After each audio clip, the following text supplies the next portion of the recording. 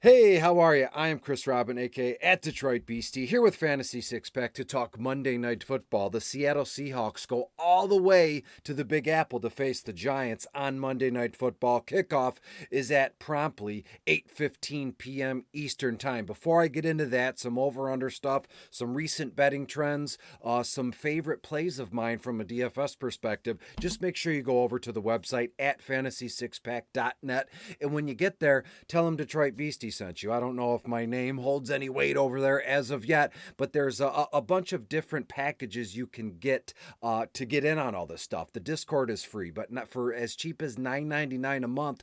You can get all access to everything, and it's not just DFS and sports betting. You have rankings, projections. We're starting to get some ownership percentage stuff. So if you're in for seasonal fantasy football and dynasty fantasy football, then why aren't you here for DFS and sports betting stuff? What's the old saying? In for a penny, in for a pound. That's what we're doing here at Fantasy Six Pack. So let's get to the football game, shall we? As I said, the Seahawks fly all the way to the East Coast to battle the Giants at 8:15 Monday Night Football in what I think is going to be a phenomenal game. One of those games where we're going to wind up staying late, especially here, me on the East Coast and here in Detroit, Michigan, probably up past 11 o'clock watching this game, which I'll gladly do if it's going to be good. The last few football games I've watched have been blowouts, not so fun, but hey, we're going to get some action. As I said, kickoff 8:15 p.m. over under around 47 total points.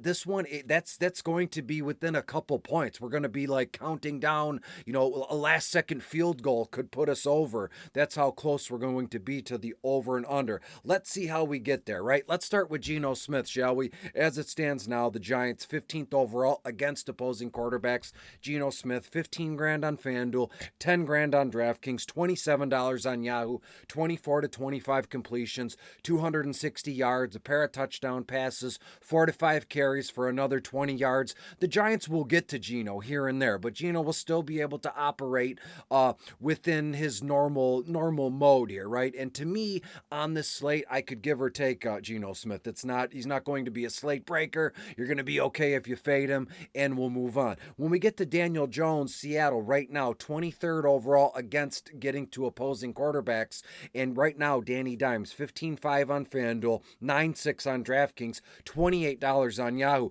The last few weeks, the Giants have been absolutely just hammered by pass rushers, right? Dallas got to them, San Francisco got to them. I mean, San Francisco was bad news in terms of just always getting to the quarterback, but Daniel Jones is going to have all day to throw, and it's going to be a beautiful sight to be seen. 21 to 22 completions, around 230, 240 yards would be ambitious through the air, but I have him for about 2 touchdown passes as well, and another one on the ground, so 3 total touchdown passes for Daniel Jones, and we're looking at 40 to 45 yards in scramble yardages or takes. So to me, Daniel Jones makes for a beautiful captain MVP spot play, but again, in cash games, yeah, that's the way you're going to lean. But these videos, my articles, they're all about that GPP stuff. So you cash gamers are just fans of what I'm doing. Daniel Jones makes for an excellent cash game guy. When we look at the running backs, this is where the action is from a Seattle Seahawks point of view. It's a bummer that Saquon Barkley isn't going to be active for this game. We're, fingers crossed. I'm just happy we're going to see Saquon relatively soon. Probably not as soon as Monday night, week 4, but it's a great thing that nothing, long-term happened to Saquon. But let's talk about Kenneth Walker III. In his second year, this kid looks strong. He looks like to be a monster, and the Giants aren't going to be. Actually, the Giants are going. I was going to say they're not going to. They are going to do Ken Walker III some favors. They're 28th overall against opposing running backs, so Ken Walker going to be a very popular play, rightfully so. He's going to cost you a ton of cash, $16,000 on FanDuel, 10.8 on DraftKings, $22 on Yahoo, 17-18 carries, 75 to 80 yards. He's going to find the end zone at least one time. That's a nice little anytime touchdown prop bet. Book it and parlay it with Daniel Jones finding the end zone on on the ground. Now we're talking a couple receptions, around 15 to 20 yards there. Zach Charbonnet, the rookie, he's going to be in on some action. And the way I have this game, lined up to be, it's going to be, just down to the last minute in this game. So it's going to be all hands on deck for both teams. So I'm not looking to get crazy with, let's get that third string rookie like Jalen Hyatt. I'm good on. We're not looking for this like outlandish, out of nowhere kind of play when it's a blowout. And there's going to be no garbage time in this game. So it's going to be stars and studs. That's all we're going to get. And so Zach Charbonnet will have a role to play. 6-7 carries, 30 to 35 yards, a reception or two for around 15 to 20 yards. He will have a role to play. He's not a ton of dough. 7-5 on FanDuel, 3-4 on DK. Let's keep it moving. When we get to the Giants running backs, I would prefer Daniel Jones. Let's be honest. Is that the first time anyone said that? Probably not. I don't listen to New York sports radio. I'm not in that neck of the woods, but I'm sure some weirdo has said that before. But Matt Breida, Gary Brightwell, where are we going there? I would prefer Matt Breida. He found the end zone last week. People rushed to the waiver wire in seasonal formats, but Seattle right now, 22nd overall against opposing running backs. Matt Breida, 11 grand on FanDuel, a little bit too high for me, given, 12 to 13 carries, 50 yards. Like that's where I have his, his ceiling. I mean, any running back ceiling is 100 yards and a touchdown. But let's be honest, Matt Breida, is his ceiling 100 yards and a touchdown? Of course, yes. But will that happen here this evening? Probably not. You're looking at more around 50 yards to 60, if that, and a reception or two for another 15. So you're looking at all purpose, 65 to 70 yards, but mainly on the ground rushing yards, 50, 55 yards. And we'll go to Gary Brightwell, and we're going to get 8 to 9 carries out of him, 30 to 35 yards, a reception or two, 15 yards or so. Eric Gray, the rookie. So it's going to be this. Is it going to be a trio? Is it going to be a three-headed monster? Probably not. You're looking at Breida, as I said, 12 to 13 carries. Gary Brightwell, 8 to 9 carries. Eric Gray, 2 to 3 carries. So you can see the pecking order in terms of the Giants running backs. When we look at the wide receivers, there's a ton of star power for Seattle. DK Metcalf, Tyler Lockett, the rookie, Jackson Smith, Najigba, and we'll go from there. Let's look at Metcalf really quick. FanDuel, 13 grand on DraftKings. He's $8,800, $20 on Yahoo. The Giants, kind of mid-tier, 18th overall in defending opposing wide receivers, but with DK Metcalf and even Tyler Lockett, that 1-2 punch, they're so good. And the way that Geno Smith has kind of resurrected his career as a Seahawk, large in part due to DK Metcalf and Tyler Lockett. And now you throw in Ken Walker III, and the Seahawks are kind of rolling again. They're back in that mix in the NFC playoff picture. But let me tone it down. I get ahead of myself. We're talking Monday night here. I got Metcalf, 8 to 9 targets, 5 to 6 receptions, around 70 yards, and I do have DK Metcalf scoring a touchdown.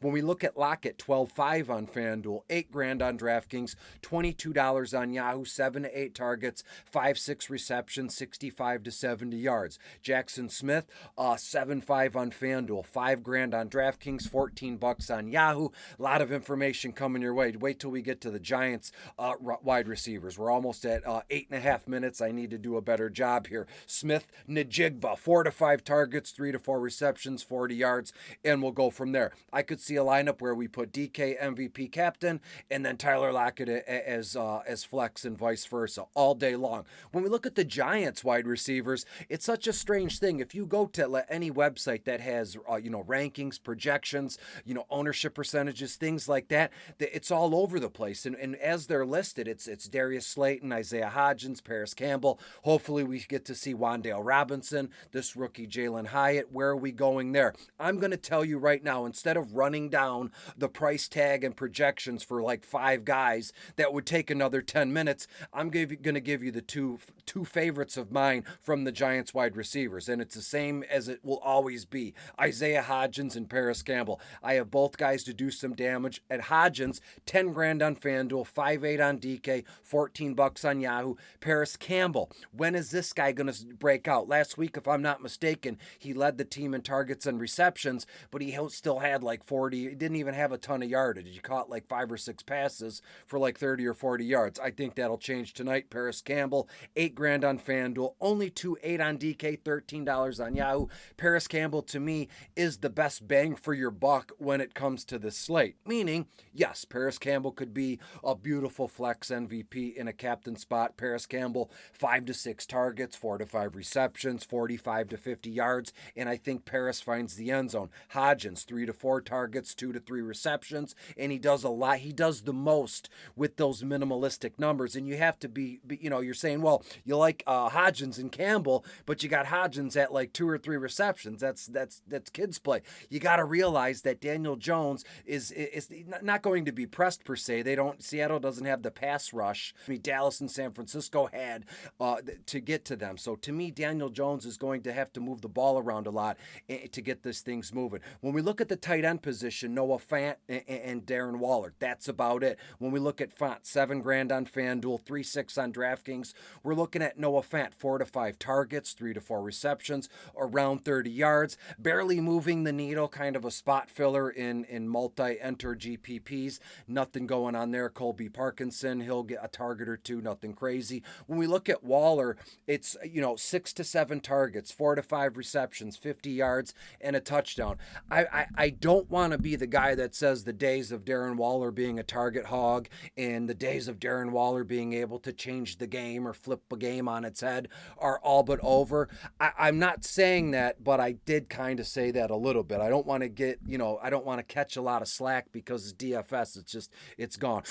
It's gone in one day. But right now, Darren Waller not doing a ton in Seattle. Really, not really good, but they're 14th overall against opposing tight ends. When we look at the DSTs, I absolutely love the Giants pass rush in this one. I love everything that the Giants will do in this game from a defensive perspective. But to be fair, the same thing could be said for Seattle in terms of sitting back and jumping the gun. Maybe they can get to Daniel Jones. I have Seattle 2 to 3 sacks and an interception. I have the Giants 2 to 3 sacks and interception. The only difference is I have the Giants one extra little fumble recovery. When we look at the kickers here, I mean, the final score that I have here is very conducive to kicking, to being involved with the kickers. You're free and clear to do as you please. Jason Myers, Graham Gano.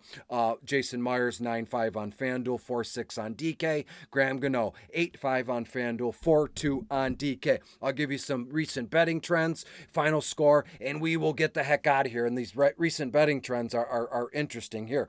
Seattle 3-9 against the spread their last 12 games. The Giants 1-4 against the spread their last 5 games. The Giants 0-7 their last 7 games on Monday night. Giants haven't won on Monday night in their last 7 tries. I think they get over the hump in this one. The over has hit in 7 of Seattle's last 9 games on the road, and the under has come in 14 of the Giants' last 20 games at home. So, Chris, tell us, finally, 12, 13 minutes into this sucker, what's going to happen? The New York Giants will get a much-needed win, getting gashed by San Francisco. The Giants will win this one 28-20, and we'll move on. So, to be fair, let's give the Seattle Seahawks a round of applause. They will hang in this game. They will do some things. But I love the idea of Daniel Jones and Paris Campbell, Isaiah Hodgins, and even a little bit of Darren Waller to really bring this thing home. The New York Giants hang 28 points. They beat Seattle at home 28-20.